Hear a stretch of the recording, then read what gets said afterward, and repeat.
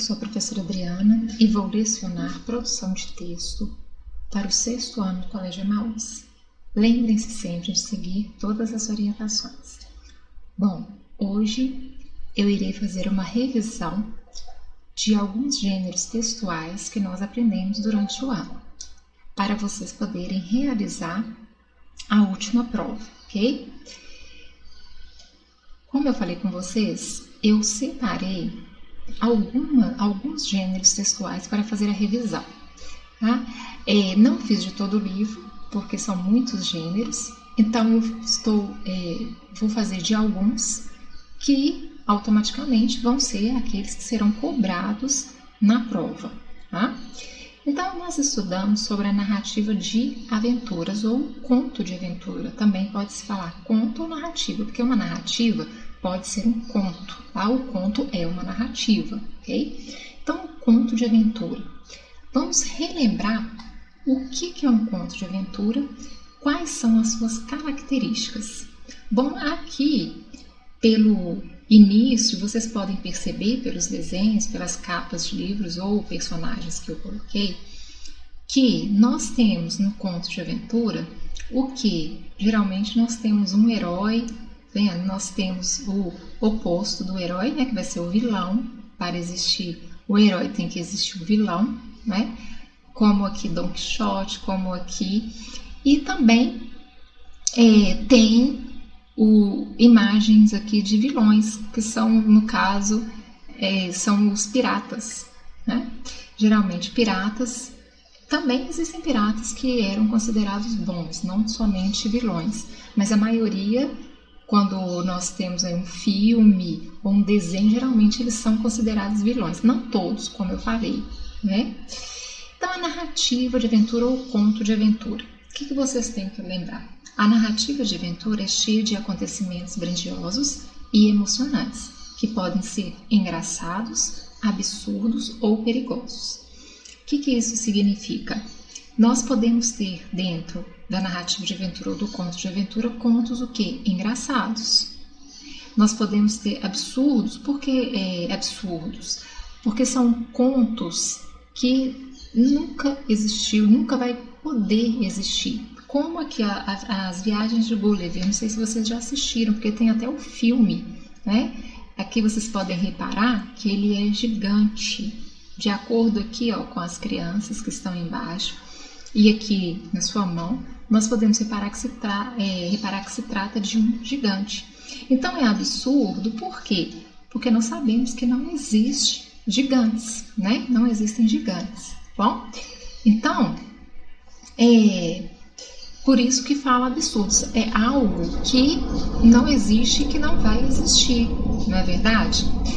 Como os gigantes. Como eu falei com vocês, existe o livro, mas também existe o filme, tá? E perigosos. Também existe lá a narrativa de aventura ou conto de aventura, que pode expressar o quê? O perigo. Tá? E geralmente também nós temos ali o quê? Um herói. Tá? Em todos eles nós podemos ter a presença de um herói. Esse herói são aqueles heróis que nós também estamos habituados a assistir na TV, né, como Batman, Homem-Aranha, são heróis, não são? Nos filmes.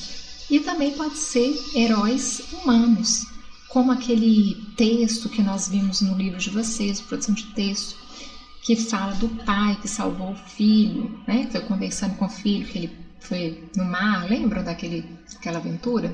Aquela narrativa de aventura, aquele conto de aventura? Então pode ser o herói, pode ser um ser humano que passa por um herói pelo que ele faz. Tá? Isso também existe na vida real, por exemplo. Já foi falado, visto reportagens, uma pessoa que salva a outra de um acidente, uma pessoa que ajuda a outra mesmo correndo risco. Então, um bombeiro, que é a profissão, né, que mais acontece isso, tem um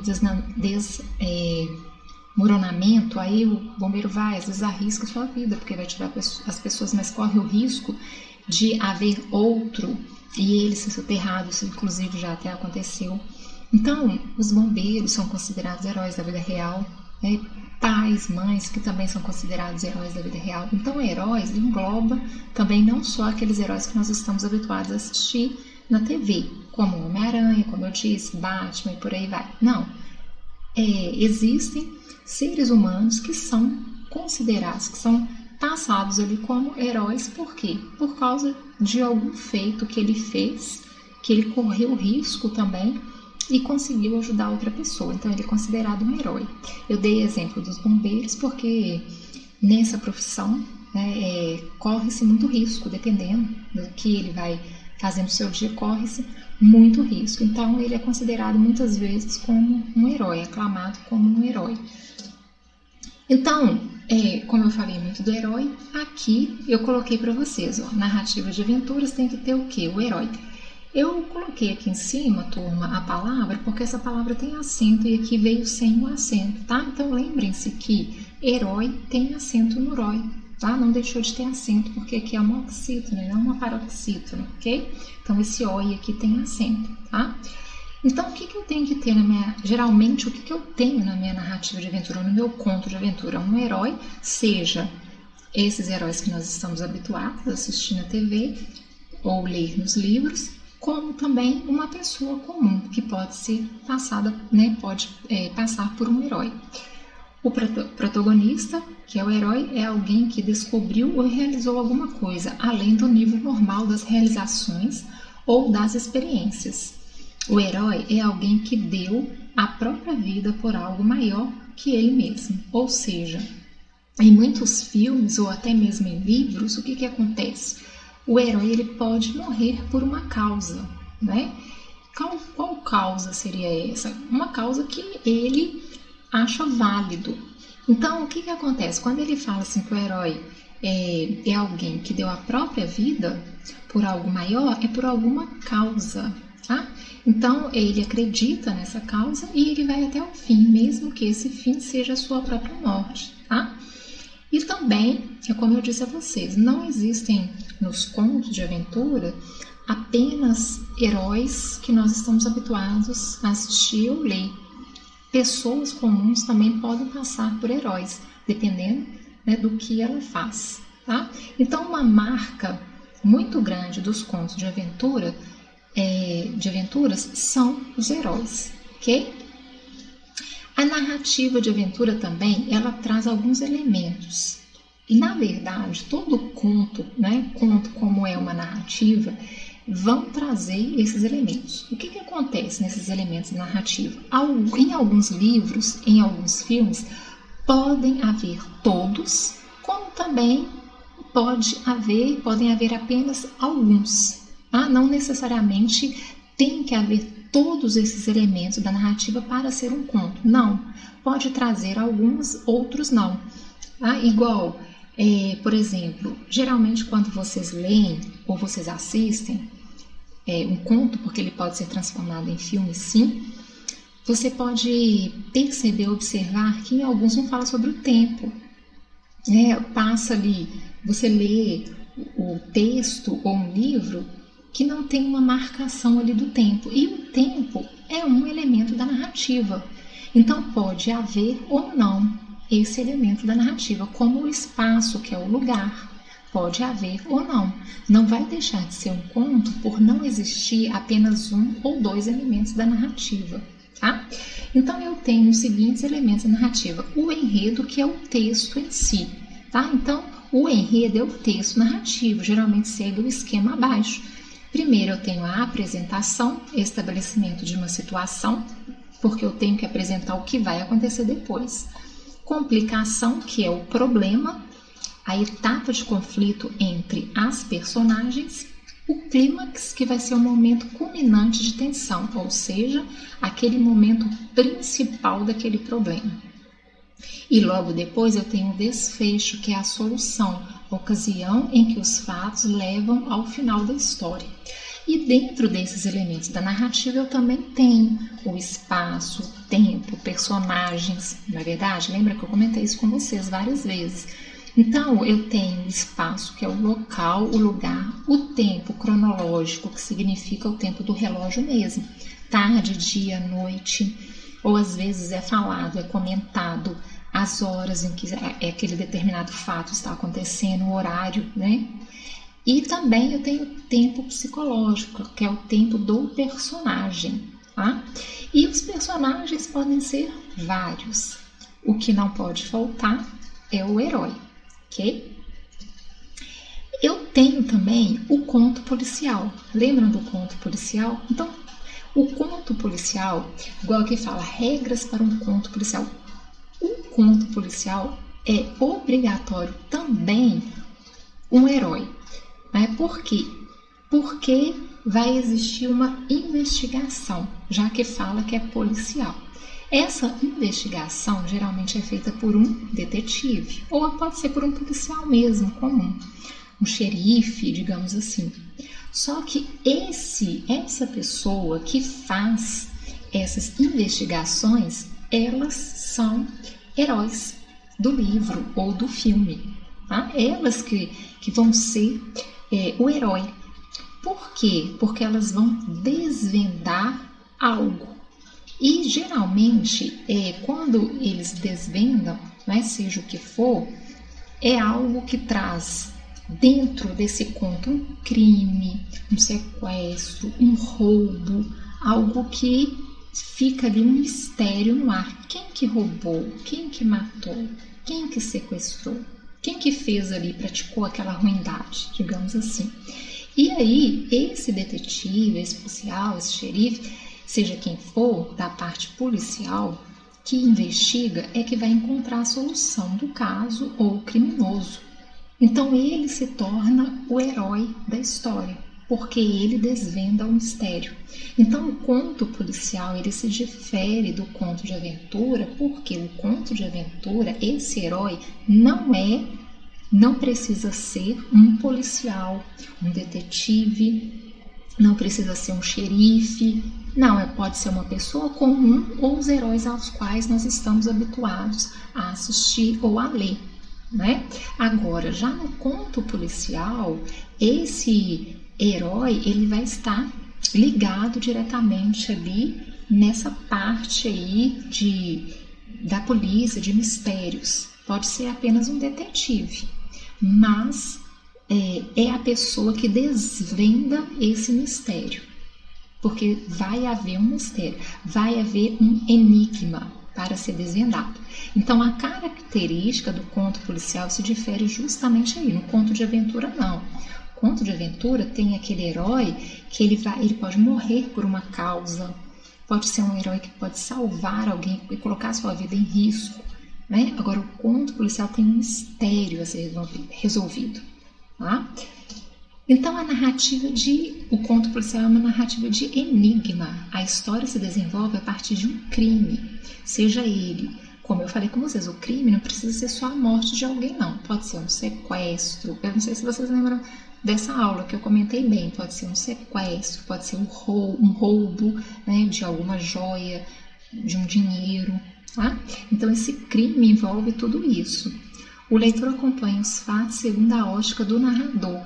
Ou seja, o narrador ele pode ser tanto personagem, ele pode participar ou apenas observador, apenas contar a história e não participar da história. Ou onisciente, ou seja, os dois ao mesmo tempo. Ele narra e participa em partes da história. Mas o que chama atenção aqui é que, olha o que ele fala, o leitor acompanha os fatos segundo a ótica, ou seja, segundo o que o narrador fala, o que o narrador diz a respeito daquele conto policial. Tá? Então, o narrador vai ser muito importante nessa parte da história, porque ele vai contar da ótica dele, do jeito que ele está vendo, do jeito dele, do modo dele. Presença de diálogos, geralmente nos contos policiais e também nos contos de aventura também pode existir o quê? Diálogos, ok? Nós vimos também um gênero chamado cartaz. Então, o que é o cartaz? É um suporte que tem a função de divulgar alguma informação. Normalmente escrito com letras grandes em papel afixado de forma visível em locais públicos, porque se é um cartaz, esse cartaz é feito para alguém, geralmente é para algum público, seja o público consumidor, seja o público que nós temos que conscientizar a respeito de algo, seja uma oferta, por exemplo, de um mercado, não é verdade? Coloca um cartaz, ou vai ter um teatro, então faz um cartaz e espalha em locais que existe o quê? Que vai existir movimento, né, de pessoas circulando, porque não tem sentido você fazer um cartaz e afixar em algum lugar que não passa ninguém, né, já que o cartaz ele vai divulgar alguma coisa. Aqui tem até um exemplo, vacine-se contra a febre amarela. Então aqui é um cartaz, tá vendo? Sobre a vacinação da febre amarela, a importância da vacinação da febre amarela. Aqui também eu coloquei já de um cinema, de Charles Chaplin, né? Então esse cartaz aqui, olha como que ele é bem assim chamativo, que ele tem, além da imagem, tem muita coisa escrita, porque vai divulgar o dia, o horário, geralmente, né? Vai tentar convencer a pessoa a assistir, né? E, por exemplo, não só de cinemas, teatro também, geralmente é assim, o endereço, quando acontece, tá? Então, são cartazes, ok? Então, o gênero textual bem tranquilo, não acho que vocês tenham nenhuma dificuldade, não. Agora, o próximo fala sobre um artigo de opinião. O que é isso, artigo de opinião? Geralmente, quando ele fala assim, opinião, é por quê? Porque você vai dar a sua opinião a respeito de alguma coisa, sobre alguma coisa, né? E essa opinião sua, você tem que ser o quê? Você tem que ser argumentativo, ou seja, não adianta você falar assim, exemplo, eu não gosto de estudar. Por que você não gosta de estudar? Você tem que ter um argumento, motivo pelo qual você não gosta de estudar. E esse argumento você tem que tentar convencer a pessoa sobre aquilo, a respeito daquilo. Então, para fazer um artigo de opinião, a pessoa tem que ter o quê? Argumentos. Não adianta falar, eu não gosto disso, isso eu não faço, mas não diz o porquê. Não consegue convencer o outro da sua opinião. Por que aquilo é ruim? Entendeu? Por exemplo, a vacina do coronavírus. Tem alguns que são, a maioria eu acho, a favor, mas sempre vai existir um que não seja a favor e que fala, não vou tomar. Mas por que não é a favor? Por que não vai tomar? Se existe um motivo, tem que ter o quê? Argumento que convença o outro, tá? Então, isso que é um artigo de opinião. É um texto opinativo de cunho argumentativo. Trata-se de um gênero em que a opinião de um autor sobre um assunto de relevância é defendida através de recursos argumentativos, comparações, exemplificações, depoimentos, dados estatísticos. Quanto mais dados você tiver a respeito daquilo que você está escrevendo, sobre um artigo de opinião, melhor, não é verdade? Porque você vai perceber que, à medida que você escreve e você sabe argumentar a respeito daquilo, você sabe falar a respeito daquilo, a sua redação, a sua produção de texto vai ser mais o que? Validada. Ela vai estar correta, porque você vai trazer informações concretas a respeito daquilo que você está falando, ou seja, dados estatísticos, né? Exemplificações. Você apenas não vai só comentar a respeito daquilo. Quando você lê um artigo de opinião, você pode reparar que a pessoa não vai só comentar a respeito de algo, ela vai argumentar em cima daquilo, seja contra ou a favor. As características: texto argumentativo que difunde opinião sobre um tema polêmico. Geralmente os temas são polêmicos. Circulam nos meios de comunicação em geral, por exemplo, jornais e revistas. Tem como estrutura básica uma ideia central, que resume o ponto de vista do autor e sua fundamentação com base em argumentos, construídos a partir de verdades. Exige a variedade padrão da língua. A partir de verdades, porque eu não posso inventar. Um artigo de opinião não pode ser inventado, eu não posso inventar sobre algo. Então, eu vou fazer um artigo de opinião, mas já que eu não sei nada a respeito daquele tema, eu vou inventar. Não posso fazer isso. Tá? Então, por isso que para fazer um artigo de opinião, nós temos que estar bem o quê? Informados. É importante ler. Se você lê, você sempre vai estar bem informado a respeito de algo. Vou dar um exemplo meu. não gosto muito de futebol. Então, se eu for fazer um artigo de opinião sobre futebol, eu vou ter que estudar sobre esse assunto, porque senão não vai sair muito legal. Apesar de conhecer e saber algumas coisas, talvez até saia ali algumas coisas, mas talvez eu não vou conseguir trazer dados estatísticos, exemplificações. Então, não fica bacana. Então, para fazer um artigo de opinião, nós temos que estar atentos ao que está acontecendo à nossa volta, porque ele fala aqui, ó, são temas polêmicos, ou seja, temas que estão acontecendo ou que nunca deixaram de acontecer. Exemplo, o racismo, por exemplo. O racismo, ele nunca deixou de acontecer no Brasil. Até hoje, quando nós ligamos a TV, nós temos reportagens, né, que os jornais trazem, tanto na TV quanto escrito, ou até mesmo na internet, nós podemos ler esse tipo de reportagem. Então é um tema que nunca vai deixar de ser polêmico. Então é um tema que nós temos que conhecer muito bem, porque se for preciso, nós temos o que? Condições de fazer um artigo de opinião sobre esse tema, tá? Então nós temos que ficar atentos ao que está acontecendo no mundo. E quando fala exige a variedade padrão da língua, essa variedade padrão qual que é a variedade padrão? É a formal, tá? Então é uma linguagem formal. Você deve descartar então a oralidade, a não ser que seja necessário que você faça, entre aspas, para a pessoa que está lendo ver que você não errou, mas que você colocou propositalmente, ok? Tudo que você coloca no seu texto propositalmente, que seja inadequado, você tem que fazer através de quê? Através de aspas, ok? Turma, eu termino por aqui.